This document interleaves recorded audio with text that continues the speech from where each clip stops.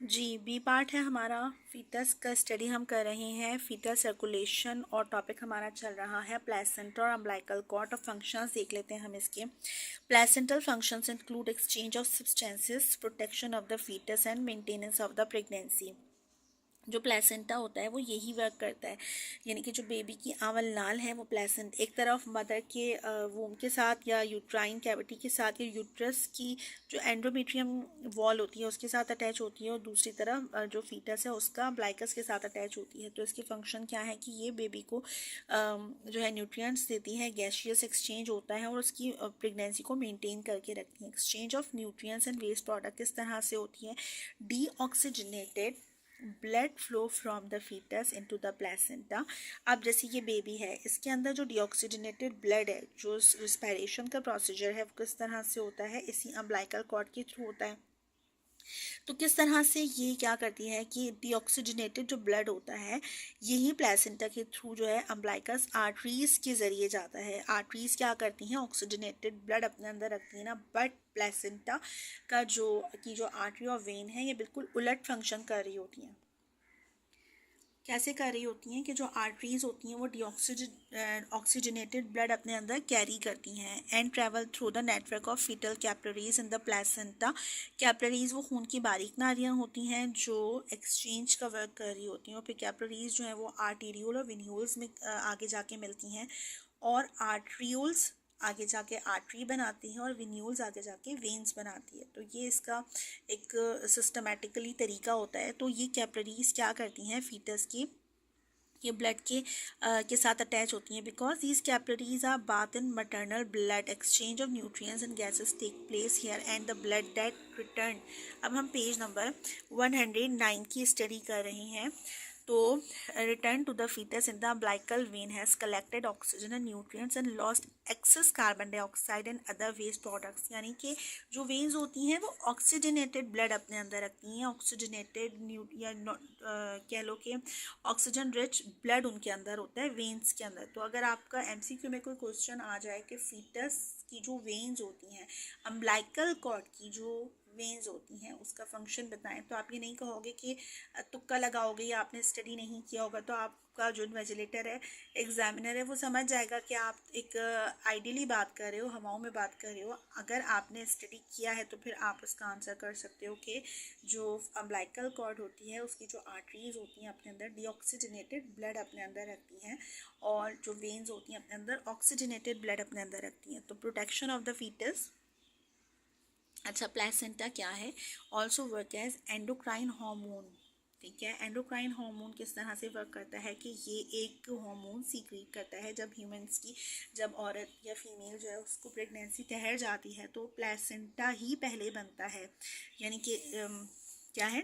Develop from the surface of the fertilised ovum embedded in the maternal uterine endometrium. यानी कि इसकी बात, ये जो बात है ना, इसका मतलब है कि जैसे ही प्रेगनेंसी ठहरती है तो वो जो फर्टिलाइज्ड ओवम होता है उस टाइम ही प्लेसेंटा बनना शुरू कर देता है। जब फर्टिलाइजेशन हो जाती है तो प्लेसेंटा बिल्कुल शुरू में ही बन जाता है।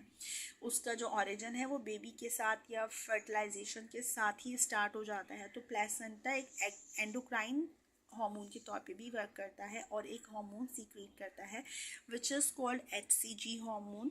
और जब हम फीमेल का अर्ली प्रेगनेंसी में ब्लड टेस्ट करवाते हैं प्रेगनेंसी को मालूम करने के लिए, फॉर कंफर्मेशन ऑफ प्रेगनेंसी, तो HCG हार्मोन जो है वो प्लेसेंटा ही सीक्रेट कर रहा होता है। तो वो HCG जो होता है बहुत हाई आता है अर्ली प्रेगनेंसी में। HCG या ह्यूमन गोनाडोट्रोपिन हार्मोन बहुत हाई आता है ब्लड के अंदर, तो इसी वजह से प्रेगनेंसी की कंफर्मेशन होती है।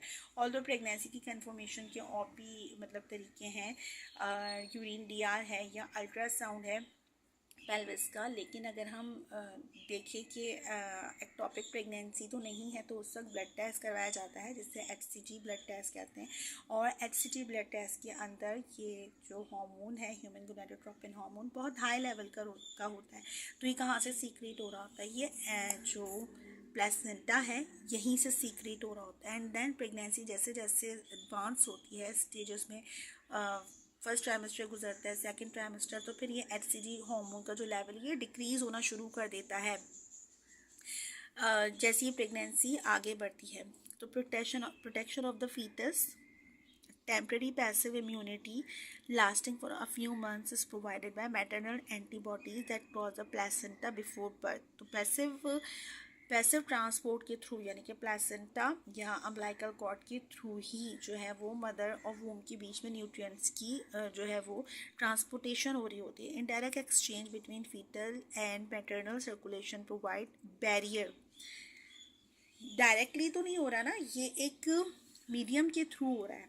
मदर का और बेबी का जो न्यूट्रिशन है वो एक्सचेंज हो रहा है या वेस्ट प्रोडक्ट एक्सचेंज हो रहा है, तो एक मीडियम के थ्रू हो रहा है. तो ये जो मीडियम है ना वर्क एज अ बैरियर, तो प्रोटेक्ट करता है डायरेक्टली मदर से जो है वो कोई चीज़ बिल्कुल डायरेक्ट कांटेक्ट. तो ये चीज़ कुदरत ने जो है या नेचर ने वो एक बैरियर को एक प्रोटेक्शन के तौर पे भी जो है ना ये फराहम किया है. तो potentially harmful substances including bacteria and drugs, यानी कि अगर माँ कोई चीज़ ले रही है तो डायरेक्टली उसके बेबी को अफेक्ट तो करेगी, बट इन अ सेंस कि वो फिर भी एक मीडियम के थ्रू जा रही है उस तक, तो बहुत सारी चीज़ें बेबी को असर नहीं करेंगी. बहुत सारी चीज़ें असर भी करेंगी. कुछ काइंड ऑफ ड्रग्स हैं वो बेबी को असर करेंगी या नुकसान पहुँचाएंगी, तो उसका नुकसान कम से कम हो.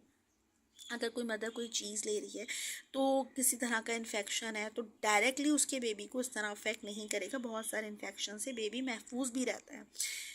तो ऑल दो सम में क्रॉस इनटू द फीटस, तो कुछ ऐसी चीज़ें हैं जो फीटस के जो वूम के अंदर फीटस है उसको अफेक्ट करती हैं, causing abnormal development. Like alcohol है, यूसेज ऑफ अल्कोहल है, मदर अल्कोहल ले रही है तब भी उसको जो है बेबी अफेक्ट होगा. सम इन्फेक्टिव एजेंट्स हैं, वायरसेस हैं, या जो मीजलस या रुबेला वायरस है वो भी बेबी को अफेक्ट कर सकती है, या other substances and some drugs which are known as teratogens. ठीक है, कुछ ड्रग्स ऐसी हैं जो टेराटोजेंस होती हैं, वो बेबी को हाउएवर अफेक्ट तो करेंगी, but each and every drug या ईच एंड एवरी बात का जो असर है ना वो बेबी पे डायरेक्टली नहीं होगा. तो ये जो अम्बिलिकल कॉर्ड है it's work as a barrier. अब मेंटेनेंस ऑफ प्रेगनेंसी देख लेते हैं और हार्मोन्स के बारे में देख लेते हैं. तो the placenta has an essential endocrine function. Endocrine gland के तौर पे भी ये फंक्शन करता है because it secret the hormone that maintain pregnancy. अब वो हार्मोन कौन सा है जिसका मैं जिक्र कर चुकी हूँ, ह्यूमन क्रॉनिक गोनाडोट्रोपिन हार्मोन, जिसे HCG हार्मोन भी कहते हैं. This hormone is secreted in early pregnancy. जब मेंस्ट्रुएशन स्टॉप हो जाती है और फर्टिलाइजेशन के अर्ली डेज होते हैं और वो जाकर स्टक कर जाता है यूट्राइन वॉल के साथ जो जाइगोट होता है, तो ये हार्मोन बहुत हाई अमाउंट में प्रोड्यूस हो रहा होता है. और जैसे जैसे प्रेगनेंसी में first second third month fourth month 5 month लगता है तो फिर ये हार्मोन डिक्रीज होना शुरू कर देता है. तो जो अर्ली प्रेगनेंसी है उसकी डिटेक्शन हो जाती है peeking at around 8 to 9 weeks.